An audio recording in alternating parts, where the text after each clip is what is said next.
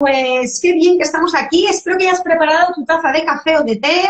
¿La tienes por ahí a mano? Exactamente, mira, y es bien española, ¿eh? Pues muy bien, vamos a brindar aquí en directo y espero que todas y todos también lo hagan. Muy bien, pues tenemos bienvenida a este Grafo Café que le llamaríamos 40 más 1, porque sería el número 40, pero con la nueva cuenta es el primero, así que bienvenida a nuestro primer Grafo Café. Bueno, qué bueno, ojalá sea con suerte esta nueva etapa. Sí, seguro. Muy bien, pues vamos a empezar. El título que teníamos de este Grafo Café es Grafología en Digital, que este es un pequeño, dos letras que cambian un poquito, Grafología en Digital y Patologías, porque tenemos a Adriana, que no sé si nos va a dar el tiempo, pero esperemos tenerla más o en otra entrevista, porque tiene tanto que contar que no sé si vamos a ir, nos va a dar pato. Sí, Pero... sí. Bueno. Vamos a tratar de contar un poquito resumidamente todo lo que se pueda. Muy bien. Bueno, que sepáis que las personas que se están conectando pueden ir pues preguntando o aportando o bueno, compartiendo cualquier inquietud y aprovechar a Adriana porque yo iré mirando y leyendo y la iremos parando para que ella pueda contestar. Aprovechen su sabiduría. Muy bien, pues vamos a pasar... Vamos a pasar a presentar a Adriana. El currículum es muy extenso, así que voy a hacer como un pica-pica. Pero bueno, cualquiera la puede encontrar en la web, la puede encontrar en las redes y pueden saber muchísimo más de ella. Así que empezamos. Bueno, pues Adriana Cilioto viene desde Argentina, porque ahora mismo está en Argentina. Ella es licenciada en Psicología y acompañante terapéutica en la Universidad Marina Mercante. Tiene formación en psicomotricidad en la Universidad CAECE y es perito grafóloga con especialidades en grafología infantil y forense. Su actividad actual sería profesional asociada a actividad docente y asistencial en la División de Neurología en el Hospital de Clínicas de la Universidad de Buenos Aires, desde el 2018. Luego tenemos que también Adriana es integrante de equipos de investigación, que esto es muy interesante en grafología, en el Hospital de Clínicas de la Universidad de Buenos Aires, UBA. Luego es docente asociada en la Universidad de Salamanca desde el 2018. Me imagino que la Salamanca de España, ¿no, Adriana, o no? Sí. Ah, vale. Sí. Vale. Es coordinadora del taller de talleres como reeducación en Parkinson y neurología del Hospital de Clínicas desde el 2006. Luego ha dictado cursos, diversos cursos, muchos cursos, además yo creo que tuve el placer de hacer uno con ella, de grafología infantil en la Universidad de Salamanca, así que me encantó. ¿Vos lo hiciste? El de grafología infantil en la Universidad de Salamanca, que era de online. Ah, sí. Ah, ok, claro, estabas. Sí, me encantó. No recordaba, me encantó. Muchas gracias. Me gustó mucho, aprendí mucho. Me alegro. Bien, ella también es coordinadora de talleres de reeducación de Parkinson, como comentaba, desde el 2006. Ha dictado cursos, ha formado a nivel online, a nivel presencial, desde la reeducación de la escritura en Parkinson, desde el 2020 también, desarrolladora del soft y graphing desde el 2007, que esto es un tema que vamos a hablar que tiene que ver con la grafología en digital, ¿no? Que esta es su especialidad. Es miembro de la comisión directiva de SCIPDO, Argentina, Sociedad Internacional de Peritos en Documentoscopia desde el 2020.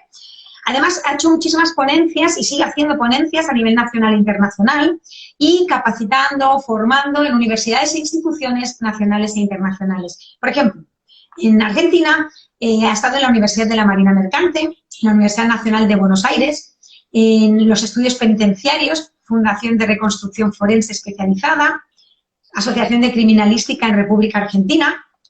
En España, por ejemplo, ha estado formando y aportando a lo que son Guardia Civil, Universidad de Salamanca, el Círculo Hispano-Francés de Grafología, Fundación de Cuaderno Rubio, esos cuadernos que todos hemos hecho, o al menos los de mi generación seguro. En Cuba ha estado en la Universidad de La Habana también exponiendo y dando ponencias. En Ecuador ha estado en la formación en criminalística e investigación forense. En México ha estado en la Universidad Autónoma de Valle de México, en la Universidad de Grafología Científica Somigraf, en la Asociación Mexicana de Grafología AME y en el Colegio de Estudios Multidisciplinarios. En Chile, porque vamos, que te has recorrido el mundo entero, ya veo, En Chile, Universidad de Santiago, Universidad Católica del Norte, en Brasil, y Grafos, que es una escuela de formación en grafología en Brasil. Y ha hecho muchísimas investigaciones, pero las así como más destacadas, podemos decir Handwriting y Rehabilitación y Parkinson, en el Hospital de Clínicas de la UBA en 2015.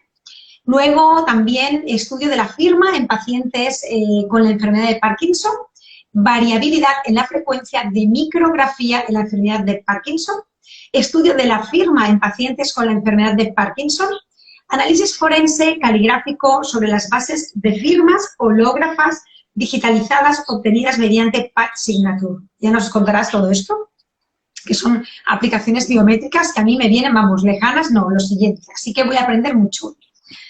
También Adriana tiene publicaciones, entre muchas. Tenemos Pericia Documental, Viejos Retos, Nuevas Soluciones, en edición de Universidad de Salamanca en 2019. También ha hecho Reeducación de la Escritura y Grafoteca en 2017 y Conozcamos a nuestros alumnos a través de la escritura en 2002. Curioso este título, Conozcamos a nuestros alumnos a través de la escritura. Bueno, incredible. Y seguro que me dejo la mitad de compás. No, dijiste todo. En realidad, yo te mandé ese currículum para que vos tengas una idea. No pensé que lo ibas a leer tan detalladamente. Bueno, así te conocen. Te comento lo de la curiosidad porque lo mencionaste de ese librito. Conozcamos a nuestros alumnos a través de la escritura. Era un programa del Ministerio de Educación. Y yo lo implementé y armé un grupo de grafólogos y grafólogas e íbamos a distintas escuelas. Cuando los docentes tenían jornadas de capacitación, lo ofrecíamos para que una de las clases fuera sobre grafología infantil. Y, digamos, era algo rudimentario, no, era básico, no se daba el test de Ajuriaguerra porque los docentes obviamente no lo iban a poder aplicar, y la idea era que tuvieran unas nociones para que detectaran algunas señales de alarma y pudieran recurrir a un grafólogo. Es decir, no era convertir a los docentes en grafólogos, sino que supieran ver algo en la escritura. Bueno, y el título era ese porque era del Ministerio de Educación, pero estaba muy bueno de todas maneras. Sí, ¿lo tienes publicado, Adriana? Tengo publicado que ya no me quedan más. En realidad lo que hice fue una publicación muy rústica en forma de librito, porque los docentes, cuando terminaba el pequeño curso, que era de 4 encuentros, me pedían bibliografía. Pero no había algo básico, no le podía dar un manual enorme cuando no tenía, o sea, ellos no se iban a convertir en grafólogos. Claro. Querían un poco más o tener constancia de lo que habían estado viendo en las clases. Entonces opté por convertir esos apuntes míos, los pulí un poco y los convertí casi, más que un librito, era un pequeño folleto casi para ellos, ¿no? Y entonces los entregaba. Y luego vendí algunos porque me lo pedían y se vendieron algunos. Pero bueno, siempre tengo pendiente hacer un libro de escritura, de grafología infantil, justamente agregando todo el tema de biometría. Porque por lo que yo sé, se sigue dictando grafología como era cuando yo aprendí, y toda esta novedad de los estudios biométricos todavía no ha sido trabajado. Es más, hay investigaciones sobre disgrafía. Hoy en día, todo lo que es patología, no hoy en día, hace 30 años mínimo, se estudia con soft biométricos. Eso del soft biométrico, vamos a ver la imagen. Nos estamos saltando, nos estamos haciendo muchas preguntas, pero bueno, luego ya volveré atrás, ¿no? Porque, o mejor, lo paramos aquí porque la pregunta también me gustaría empezar como cómo empezaste con la grafología, qué método estudiaste, cómo te formaste y qué hiciste, ¿no? Para luego poder llegar hasta esta pregunta del método biométrico en lo que es la escritura, que me encanta. Hola Berta, hola Jan, estoy saludando aquí a la familia. Vale, pues Bueno, Adriana, ¿cómo empezaste grafología? ¿Cómo iniciaste? ¿Qué empezaste a estudiar? ¿Cómo fue un poquito la andadura, no? bueno, empecé grafología, te diría por casualidad, porque yo siempre digo que tengo dos vidas. Mm. En mi primera vida fui periodista. Desde los 19 años estudié periodismo, que en aquella época era una tecnicatura, y enseguida empecé a trabajar e hice bastante carrera durante 23 años. Mm. Y en los años 90 empezaron lo que acá se llamaban contratos basura. Sí. Y entonces en la empresa donde yo trabajaba, que era un periódico de muchísima tirada, en aquel momento la gráfica tenía mucho peso, no existían las redes, ¿no? Y entonces como yo tenía un cargo directivo y Ujú. una jefatura, tenía un sueldo bastante acomodado. Bueno, cambió la gerencia, la administración de la empresa y echaron a todos los que teníamos cargo y Mm. sueldos importantes porque nos reemplazaron por gente contratada. O sea, lo que me pagaban a mí, a lo mejor pagaban a 3 con esos contratos nuevos que se llamaban así como te dije. Así que me ubiqué, enseguida me podía haber ubicado en buenos trabajos en periodismo, porque en tantos años conocía a mucha gente. Y sí, pero me tomaban con contratos basura en todos. Y yo tenía a mi hijo chico en ese momento y digo, bueno, estaba bien económicamente, digo, bueno, me voy a tomar un tiempito para meditar a ver qué hago. Y digo, podría estudiar alguna carrera corta. Me había quedado pendiente psicología, porque soy maestra, antes de periodista, y sabía psicología, pero muy poco, lo que me había dado la carrera de docente, que era del primer nivel. Y digo, quiero hacer algo de psicología, pero no quiero hacer la licenciatura, no estaba disponible para estudiar tanto. Y entonces mi marido, leyendo un diario, un periódico, me muestra que existía la carrera de calígrafo, que tenía 4 años, se hacía en la Universidad de Buenos Aires. Leo el artículo enorme, desplegado con todas las materias, y digo, no me gusta porque tiene muchísimo derecho, pero no tenía psicología, que era lo que yo quería. Pero leyendo ese artículo al pie, es gracioso, pero dice, fe de ratas. El domingo anterior hemos sacado una nota sobre la carrera de grafólogo y en tal párrafo hay un error, y corrigen. Digo, ¿cómo carrera de grafólogo? ¿Existe? Esta es la mía.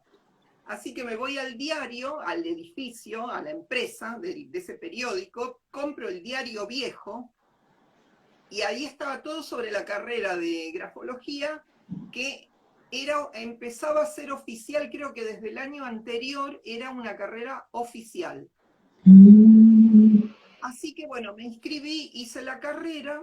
Disculpa, Adriana, cuando dices oficial, ¿quieres decir que es una carrera en la Universidad de Grafología, se da en la Universidad de Buenos Aires? Y es oficial, quiere decir que es legal, o sea, que es como estudiar medicina, psicología. Ah. Claro, pero no tiene nivel universitario, no es una carrera de grado, es Ah, una tecnicatura. vale. Como hay tantas tecnicaturas, por ejemplo, periodismo que yo estudié también en su momento era tecnicatura. Son tecnicaturas, pero están en la estructura educativa del Estado, como Vale. las universitarias, como la primaria, la secundaria, se llama terciario en mi país, ese nivel que no es universitario y que lo haces luego de la escuela secundaria, pero es oficial, o sea, te da un título que Vale, lo otorga el Ministerio de Educación. vale, vale, vale. ¿Sí? Bien, entonces Pero quien vive, te metiste, o sea, quien fuiste vive en al periódico y ¿de quién era esa noticia? ¿Quién era la persona o la escuela que daba esa formación o de dónde venía? ¿Dónde era llegaba? Emerson, era Emerson, Ah, Instituto Emerson, Emerson. Vale, claro. creo que es el que Bueno, organizó Julio Cavalli, ¿puede ser? ¿O el que fundó Julio Cavalli, puede ser? ¿No me equivoco? claro, en ese momento sí, y luego yo termino comprando el instituto, o sea, me recibo y compro el instituto. Mira. Entonces yo estuve dirigiéndolo durante 17 años aproximadamente, y me desvinculé hace 3, 4. Sí. Bueno, y un poco estar dirigiendo el instituto me llevó a mí a querer conocer todas las ramas de la grafología, porque yo decía, no puedo dirigir un instituto si no conozco las distintas ramas. Entonces, en ese momento hacía peritajes, hacía selección de personal, hacía reeducación de la escritura, bueno, hacía grafopatología, hacía todo lo que podía para formarme. Porque, disculpa, Adriana. Formarme trabajando. Ajá. El Instituto Emerson da todas las especialidades dentro de la grafología, por entenderlo, sobre todo para la gente que quizá no sabe tanto, pero sería grafología, pericia caligráfica, reeducación de la escritura. Estas 3 líneas las ofrece el Instituto. ¿Se forma en eso el Instituto Emerson? Mirá, ahora los planes desde aquel entonces hasta hoy cambiaron muchísimo. Ahora la carrera es de 2 años y es común para todos los institutos. O sea, todos los institutos que dictan la carrera oficial en 2 años dan todo. En mi época no, era más larga, era de 3 años, la podías prolongar hasta 5 si hacías todas las especialidades, porque se daban por separado. Así que yo creo que en ese sentido, digamos como que se cortaron muchos contenidos. Antes tenía más horas cátedra, sí. No, me pregunto una cosa, tengo una duda. Por ejemplo, claro, el Instituto Emerson, ¿qué metodología está enseñando? O sea, ¿enseña método Bells, método Chantron, método grafología francesa o Mira, italiana?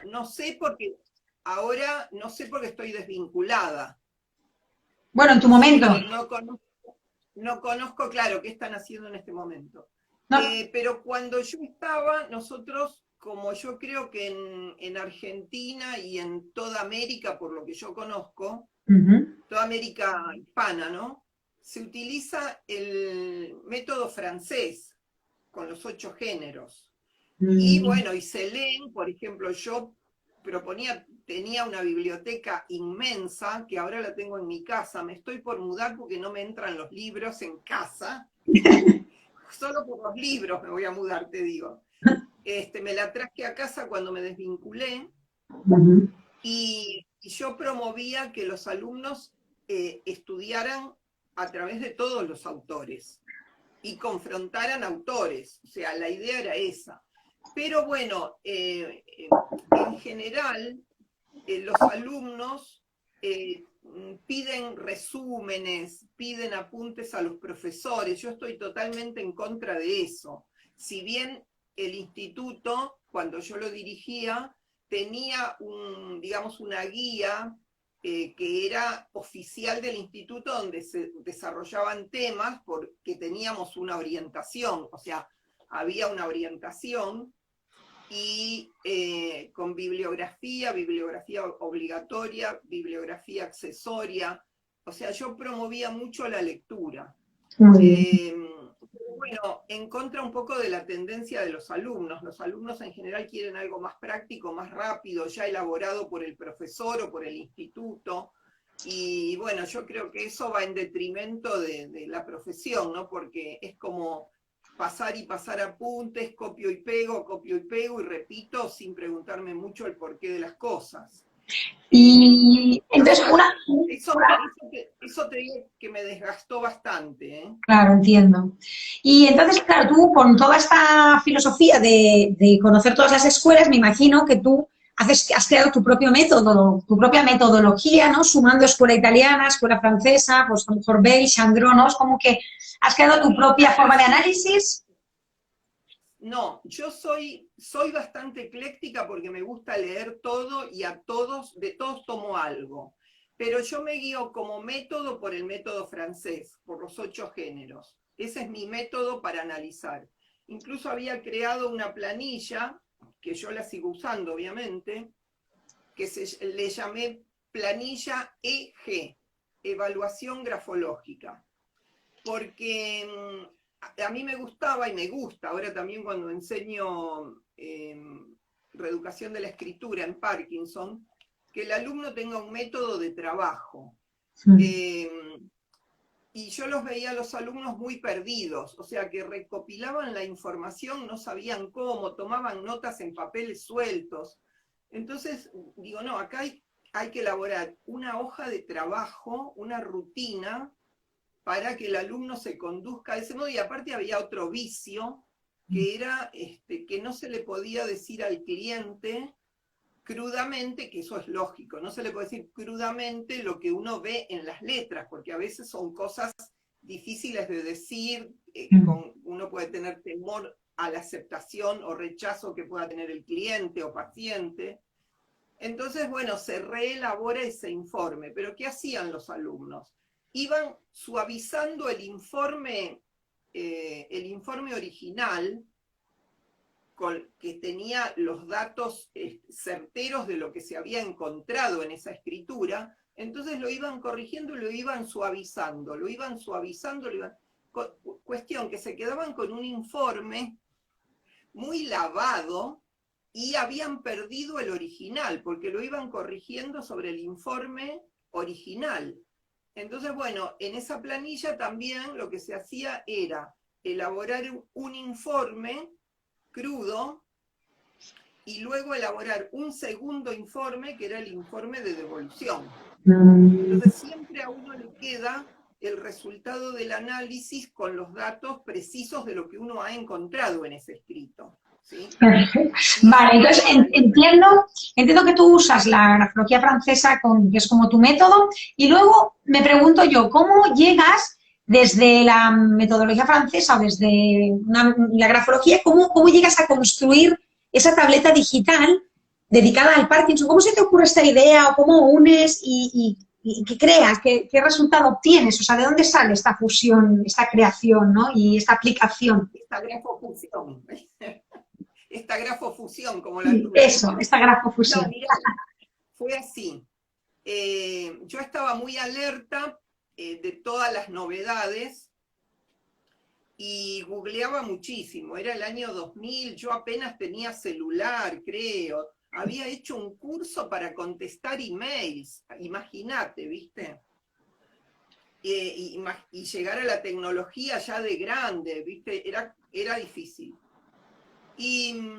Pero googleaba, ¿viste? Recorría los sábados y domingos, rato libre que tenía. Bueno, ahora mismo soy adicta. Y entonces, circulando por internet, veo un demo de un soft que mostraba cómo se medía la presión en grados. Es decir, uno escribe en una tableta de captura, como ahora firmamos cuando vamos a un comercio y compramos algo.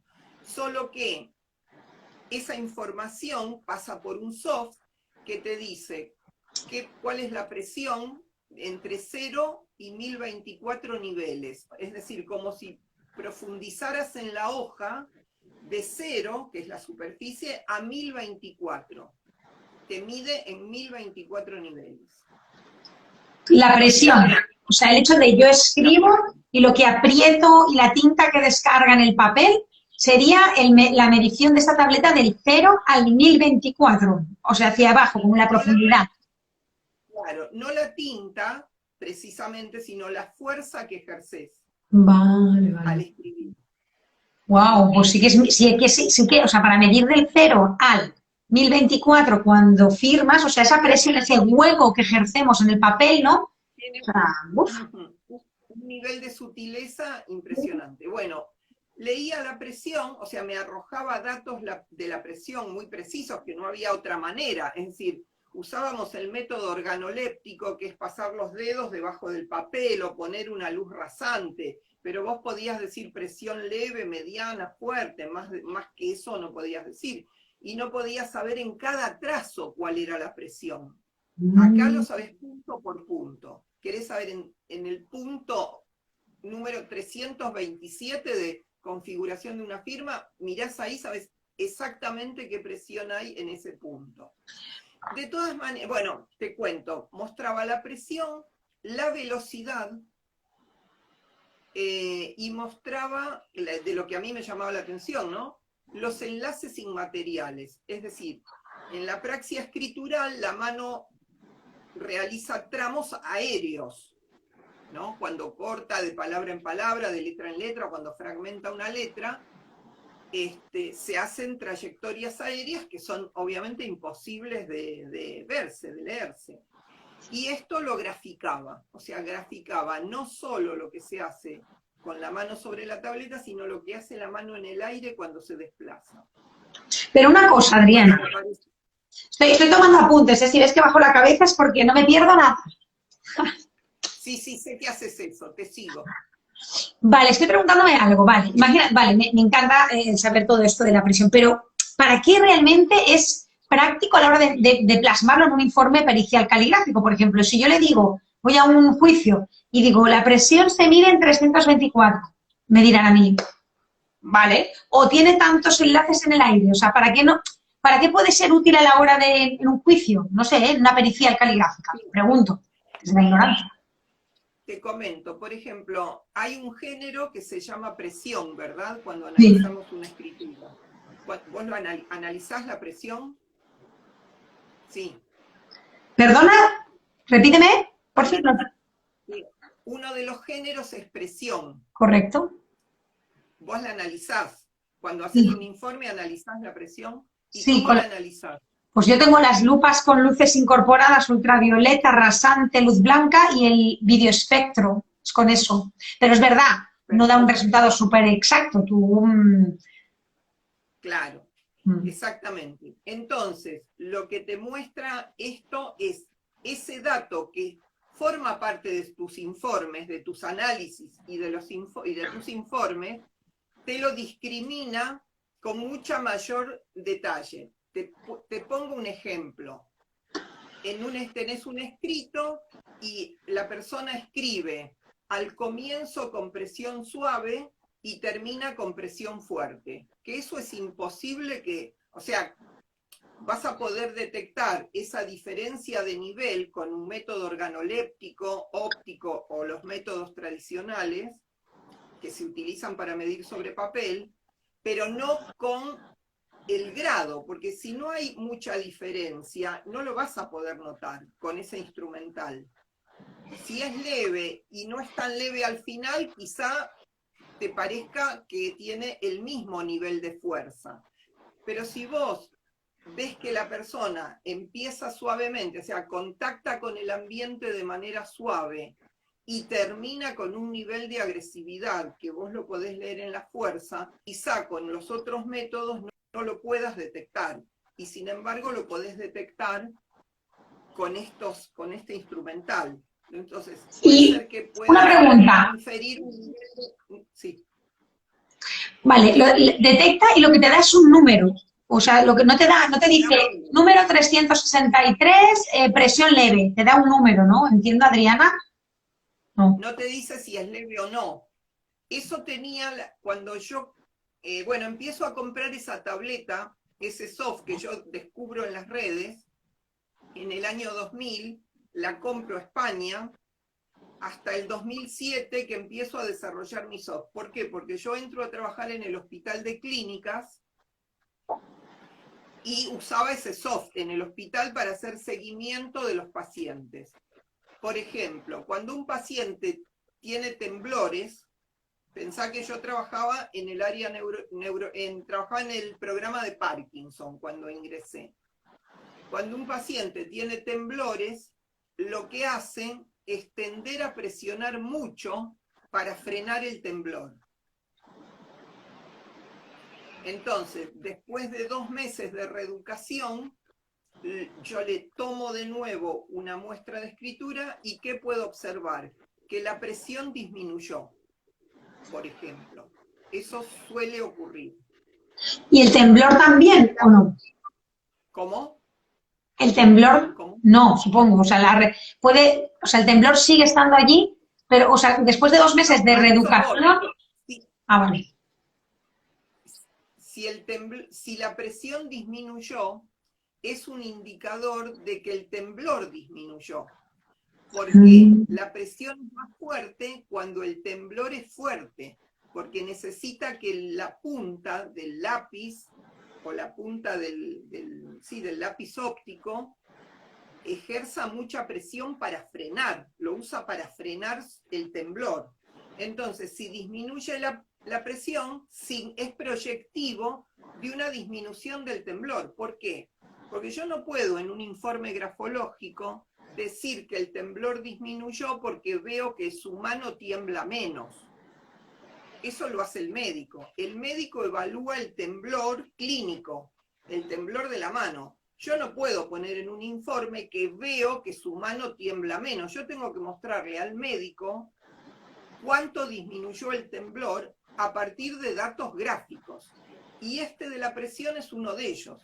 Entonces yo puedo decir que, por ejemplo, que eso es lo que hago en los informes actuales de reeducación de la escritura, ¿no? Que empezó con una presión, que la puedo determinar fase por fase, pero pongamos un promedio.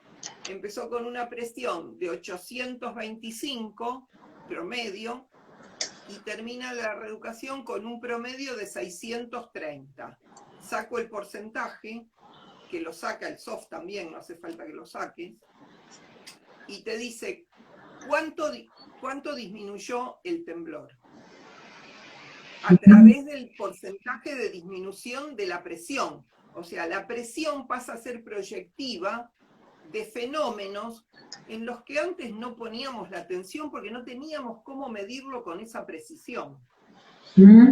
Claro, veo entonces que a lo mejor la tableta es como muy interesante aplicarla en patologías como Parkinson, Alzheimer, ¿no? Con degenerativas, con neurodegenerativas, ¿no?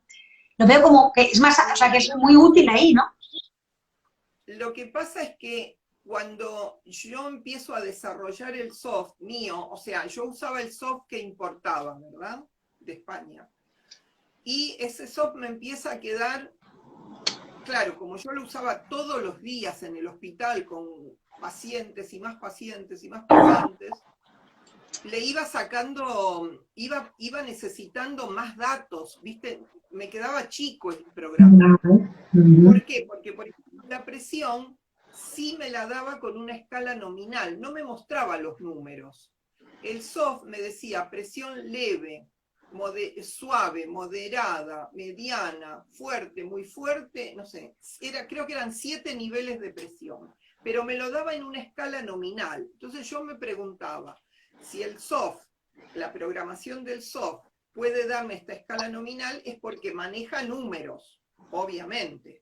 Bueno, yo quiero ver los números, no quiero que me haga la escala. Entonces me empiezo a hacer mi propio soft, en el año 2006, 2007 ya empiezo a elaborarlo, que lo que hacía era poner a la vista todo lo que el otro soft no me mostraba. Por ejemplo, los hilos aéreos, que es otro de los datos importantísimos.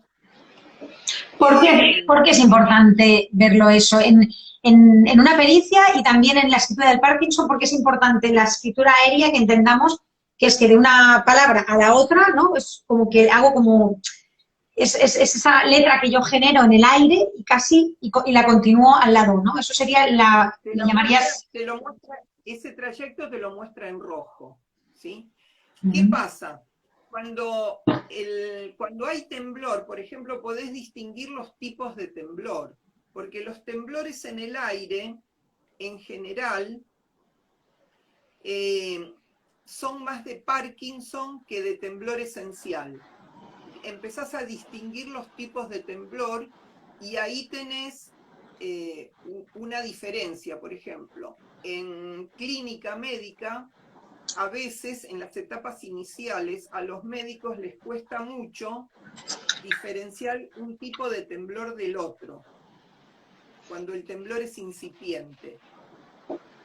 La evaluación es clínica, ¿sí? ¿Para qué sirve detectar o diferenciar? O sea, yo primero que no sabía que había diferentes tipos de temblor, ¿eh? No tenía ni idea, vamos, que, bueno, si distintos tipos de temblor quiere decir o mucho, o así, o poquito, ¿no? Esto se refiere.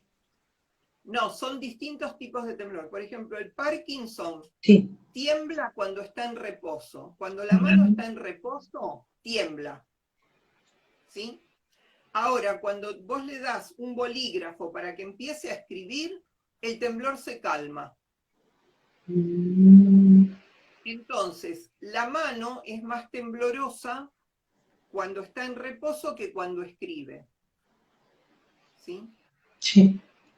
El temblor esencial, que es otra patología y además existe en otras patologías, al revés, la mano está quieta y cuando le das la virome, el bolígrafo para escribir, ahí empieza a temblar. Y eso lo ves reflejado en la escritura y lo ves reflejado en los enlaces aéreos. Muchas veces las letras parecen fosforitos encendidos porque antes de apoyar la mano en el papel o en la tableta, la mano agita muchísimo el temblor, al revés de lo que ocurre en Parkinson. Pero todo eso, por más que yo lo vea al paciente, porque le estoy tomando yo la muestra de escritura, yo no puedo poner en un informe cómo se mueve la mano, porque yo soy grafóloga, yo no estudio movimientos de manos, sino movimientos de trazos. Esa es mi especialidad. Bueno, así ve bueno, pero luego vos te vas a dar cuenta que todo eso lo podés usar para todo. Por ejemplo, en selección de personal. Ves una firma que en apariencia es rápida, ágil, movida, ¿sí? Y tenés otro postulante que tiene una firma más estructurada, más lenta, trazo más lento, más neto y más lento, y vos decís, sí, todo muy bien, pero esta persona es lenta. Prefiero la otra que parece ser más ejecutiva, más resolutiva, más rápida, ágil mentalmente. Le vamos a poner un montón de atributos. Este aquí que cuando vemos los enlaces inmateriales, quizá el que parecía que tenía una firma muy rápida y una escritura muy rápida, tiene extensísimos enlaces aéreos. ¿Y eso qué significaría, Adriana?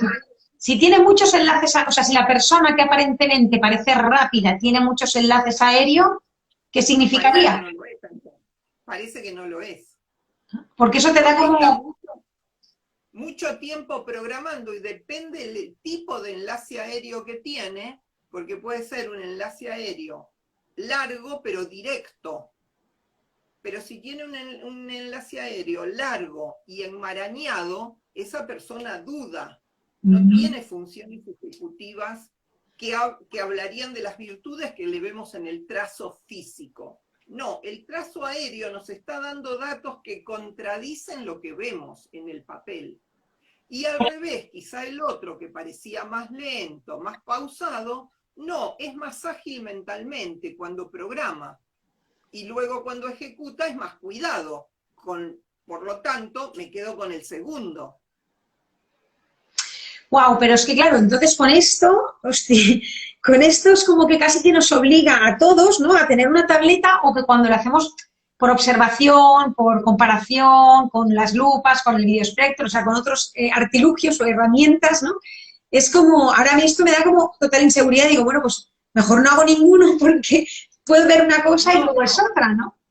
Bueno, yo te digo sinceramente, como ahora imagínate, hace 21 años que uso tabletas, ¿no? Yo tomo muestras en papel y con tableta, siempre.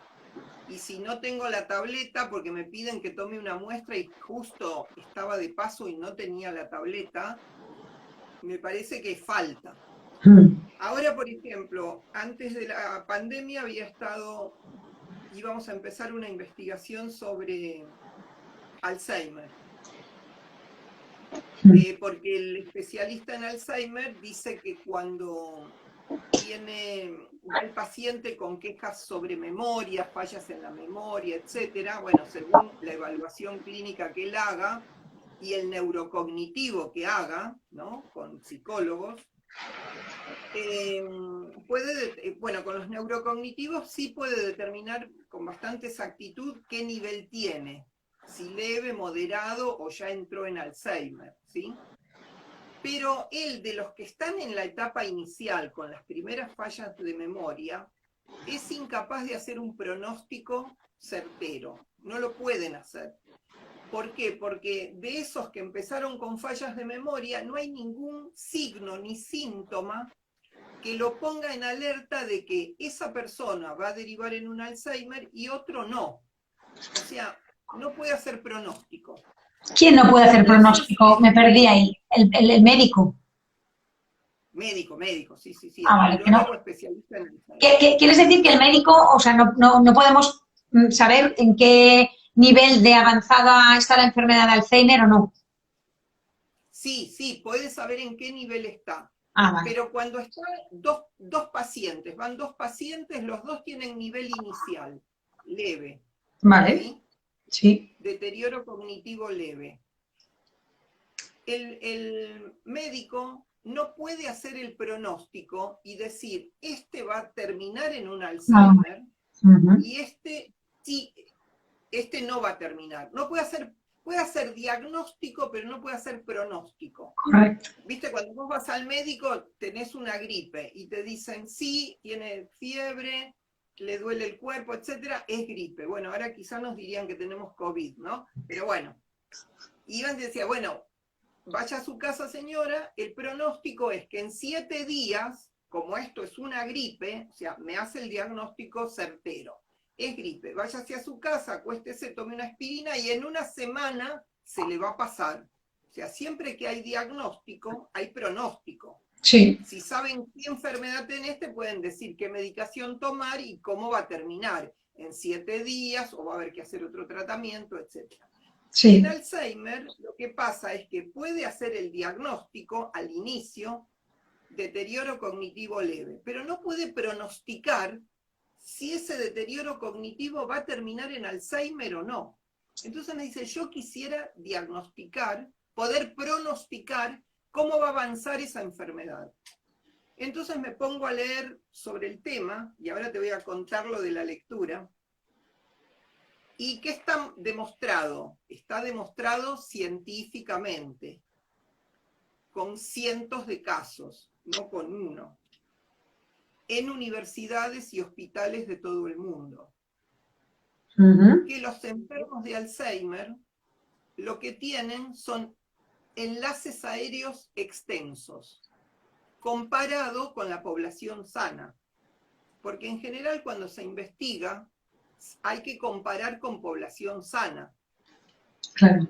Porque si no, no sé si esa diferencia responde a cómo impactó la patología, o todos los humanos tenemos esa característica. Entonces se compara cómo son los enlaces aéreos de la población sana, que no tiene deterioro cognitivo alguno, y cómo son los enlaces aéreos de la población que sí tiene deterioro cognitivo en distintos niveles. ¿Quieres decir que los enlaces aéreos, las personas, o sea, está demostrado científicamente que los enlaces aéreos a nivel escritural, que son esos enlaces que hemos dicho antes, de palabra a palabra, que como que vuelan y se une a la siguiente letra, si tienes muchos enlaces aéreos que se observa con esta tableta, se ha visto o se ha observado después de estas investigaciones que tiene que ver con los pacientes con deterioro cognitivo si tienen muchos enlaces aéreos. ¿Eso es así? Exacto. Hay correlación entre el grado de deterioro cognitivo y la cantidad de enlaces inmateriales. Qué fuerte. ¿Y hay algún mínimo, por ejemplo? Pues no sé, me lo invento, más de 500 enlaces aéreos en una hoja en blanco, pues quiere decir que está a este nivel de la enfermedad de Alzheimer. Esto no existe todavía, ¿no? No. ¿Sabés cómo se mide? Los soft lo que hacen es, o sea, existen otros soft, el mío no es el único, de hecho que yo empecé con otro, ¿no? Y existen otros. El soft lo que te mide, lo que tiene de bueno mi soft, que por eso gusta, es porque lo muestra de una manera muy amigable el resultado. Entonces, en el caso de mi soft, lo que hace es esto, te mide la extensión de los hilos aéreos, como si fuera un hilo, y lo extendiéramos, y lo mide en centímetros. Más fácil, claro, porque...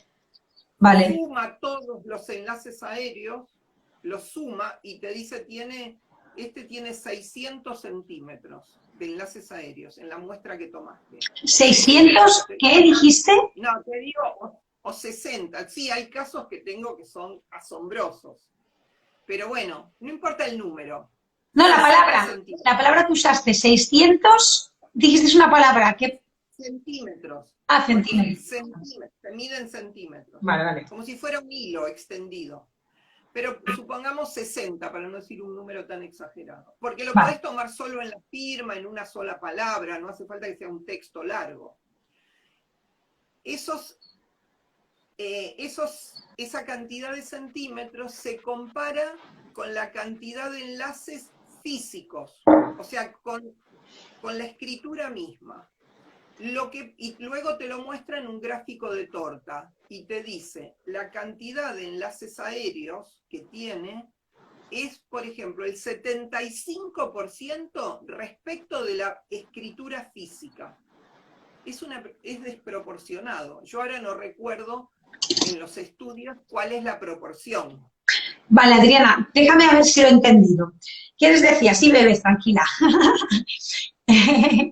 Vale, a ver si lo he entendido también para todos. ¿Quieres decir que yo cojo un texto, bueno, agarro un texto, donde en tu software lo que va a hacer es medir los enlaces aéreos y va a compararlos con los enlaces físicos que se ven a ojo visor, a ojo vista, ¿no?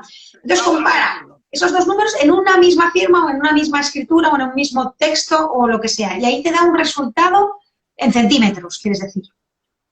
En centímetros que te lo vuelca en un gráfico de torta en porcentajes. Torta quieres decir como el quesito este del Trivial, ¿no? Como el queso, exacto. Y en ese quesito vos vas a ver que la parte roja, que son los enlaces aéreos, es mucho mayor que los enlaces físicos, que es la porción azul. Vale, y una vez que tienes ese quesito con colores y porciones, ¿esto cómo lo trasladas? O sea, vale, tiene 75%, o 65, bueno, será en porcientos, ¿no? Los centímetros los convierte en porcentaje. Sí. Pues 75% de enlaces aéreos me meto y el resto de enlaces físicos. Vale, y veo ese quesito. ¿Qué hago con eso? ¿Cómo lo traslado a un papel o cómo lo expreso al paciente o al médico? Ahí está la investigación. Eso es lo que hace el investigador. No lo hace con uno solo. Con uno solo es un estudio de caso. ¿Sí? El tema es que la investigación hay que hacerla con muchos pacientes. Y luego compararlo con una cantidad de personas que no tengan deterioro cognitivo, ningún grado, ni que tengan Alzheimer. Entonces la investigación que hace te dice, los enfermos con deterioro cognitivo leve tienen un porcentaje de hilos aéreos de tanto a tanto. En cambio, los sanos tienen mucho menor porcentaje. Entonces es un dato que te sirve para diagnosticar. Un dato, no va a diagnosticar el médico solamente con ese dato, pero sí está probado científicamente que eso ocurre.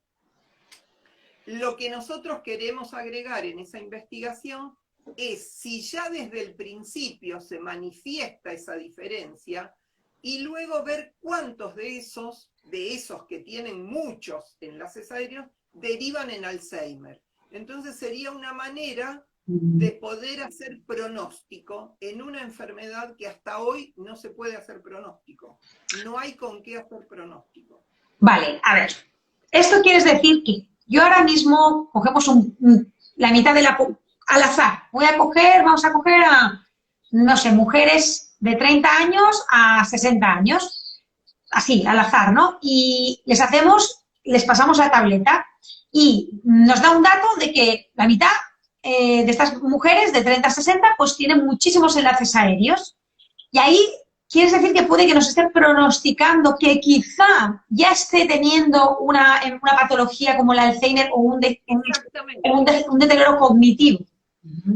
Exactamente, porque con la investigación pasa esto. Bueno, fíjate ahora, te nombro el COVID porque todos estamos al tanto de cómo se investiga. Entonces te dicen, Si tenés tos, te duele la garganta, tenés fiebre, hiposmia, etcétera, ese síndrome gráfico, ese síndrome clínico, es compatible con COVID.